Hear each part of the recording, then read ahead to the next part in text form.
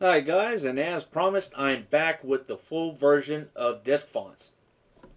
I spent a little time after I got it installed just to go through it, make sure I knew what was what, and I knew how I was using it so I can show you guys what it does and how to use it yourselves. And I gotta tell you, I'm extremely happy with this purchase, and I know you guys are going to be too, especially if you have a ton of fonts on your computer that you like to use for different projects. I guess the first thing I would go over, now I know I addressed it in the trials version, but I'm going to go ahead and give you a refresher if you haven't seen it. Over here, the first icon that you have the option to display fonts from your font expert groups. The second icon is your icon to display fonts from your disk, your hard drive. And the third icon here is your favorites and your bookmark folders. The folders bar right here is the drop down of folders where you're looking. Let me go ahead and minimize this. You have the option of looking, of course, on your C drive for Windows and all of your other drives that you have installed where you may have your fonts. So let me go ahead and go back down here to users, me of course, and my desktop. Let's go ahead and bring that back up. Up underneath the folders bar, you've got an option to show fonts from all of your subfolders of your current folder. What this does, instead of having, if you have your font families in their individual folders, you don't have to select that particular font family in order to be able to view it and all of the files in it. All of the font files, I should say. Select the parent folder, come over here and give this a click. And it will tell you, turning this on will show fonts in all subfolders of the current folder.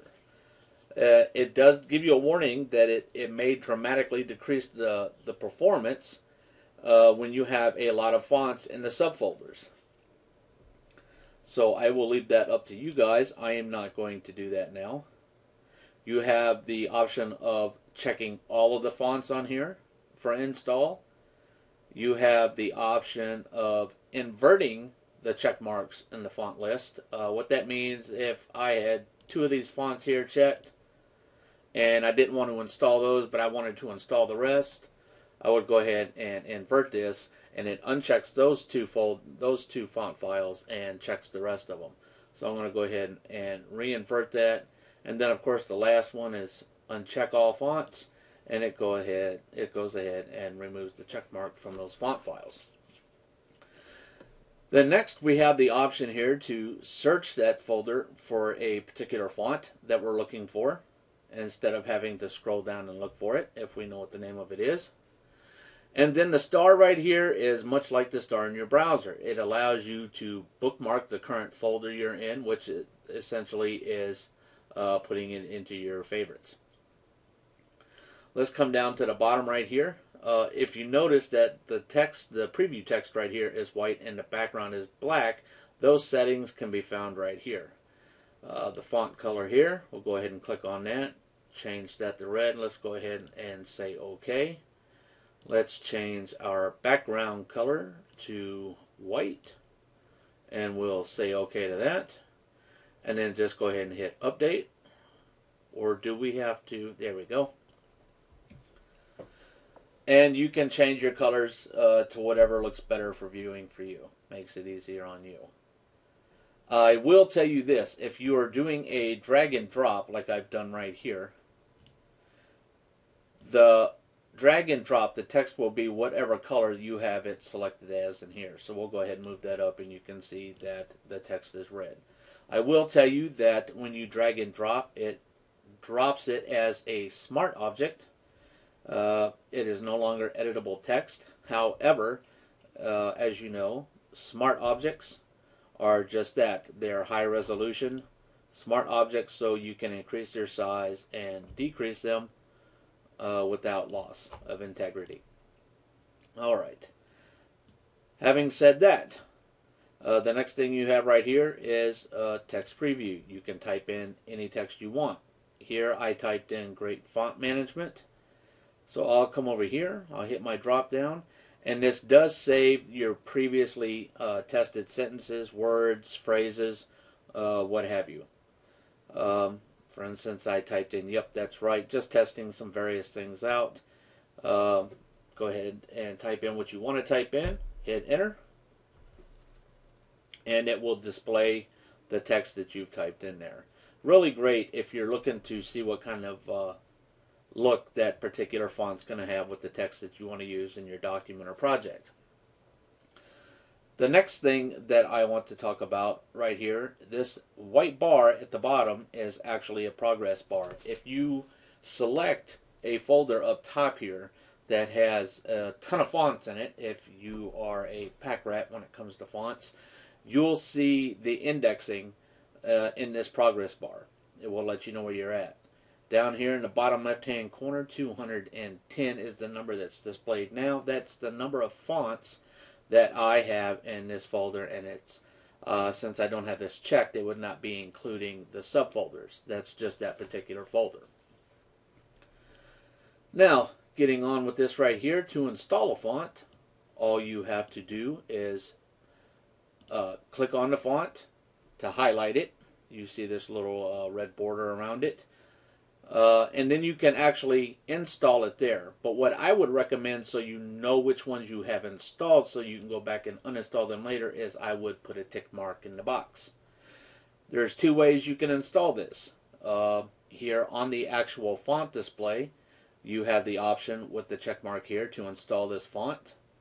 You also have the option to pin the font to the top, so that no matter where in the alphabetical list in that folder this font happens to be, it will always be at the top. And then lastly, you have the option to add that font to your favorites if you really like that font and you just can't live without it.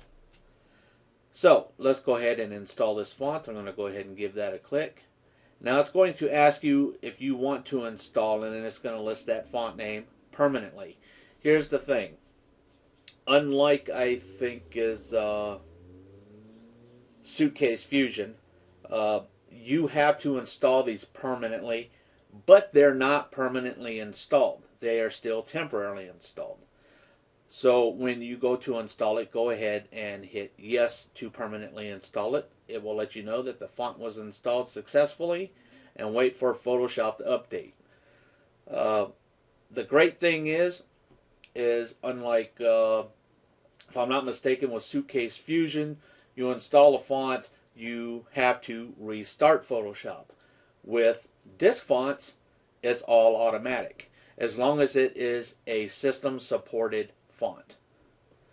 Now we'll go ahead and click OK, and Jamiroquai, however that font is said, should be installed. So let's go over here to my type tool, and since it has an exclamation point at the top, it should be at the top. Here we go, and there it is. Now we'll simply come down here to uninstall it. Let's go ahead and click back on this, and the red X down here is the option to uninstall the selected or checked fonts. And it doesn't matter if you checked off 5 or 6 fonts on here, or 10 or 20, and you installed them all at the same time with the check mark here, or individually at the check marks on the font display. As long as they are still checked, you can come over here and just hit the X. Do you want to install the one checked font? It tells you how many fonts you have checked. Permanently, just hit yes. And it lets you know that the fonts were uninstalled successfully. And then just to verify, come over here. And again, even though it's showing over here that it's still installed, I will come down here and open my fonts folder. Alright, that's not the right fonts folder. Where are my system fonts here? Second fonts folder. Well, there we go, system fonts folder. Come over here, I will hit refresh, and let's go all the way to the top, and you will see that that font is no longer installed. So while Photoshop may not be picking up on the fact that it's uninstalled, it is in fact installed. So you no longer have to worry about, whether you left a font installed and eventually ending up with thousands of fonts in your system and it takes forever for your computer to load up. It does remove them. And once you turn Photoshop off or close it out and restart it, you'll see that its fonts list is refreshed as well. Okay, again down here at the bottom you have the option of marking a particular font or any fonts that you have checked as favorites and adding them to your favorites. You can also, if you check a font and you want to know exactly where it is or what else may be in there, you can view it in Windows Explorer. And again, I can't give any Mac references because I don't have a Mac. And again, I can view everything here. Where I think this is beneficial is, let's say I'm looking through here, my DiskFonts, and I find a font that shouldn't be in that folder. Let's say I'm extremely anal and I don't know how that font got there, but I don't want that font there. I want it in a different folder. Viewing it in the Explorer window like this, you can actually move that file to the correct folder and get rid of it out of your list. And then once you do that, you would simply just come down here and click Update. Excuse me. You do again have the option for Font Expert down here, opening it in Windows. And then another great option that I have not been able to test out yet is docking DiskFonts to your mobile phone. Whether it's an iPhone, an iPod, or a Android phone, you're able to dock this program to that device. Alright, where are we now? I think I've pretty much gone over everything here. So let's go over the next thing. I don't know what else I can tell you guys. I mean, that's pretty much it, and I think it's pretty awesome. I think I've gone over the key points. I don't believe I've missed anything.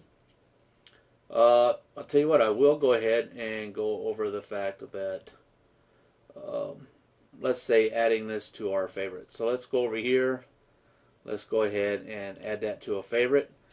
You saw a little flash up here on your favorites icon. So now let's go ahead and check on this. That was Sketchy Times Bold that I sent to favorites.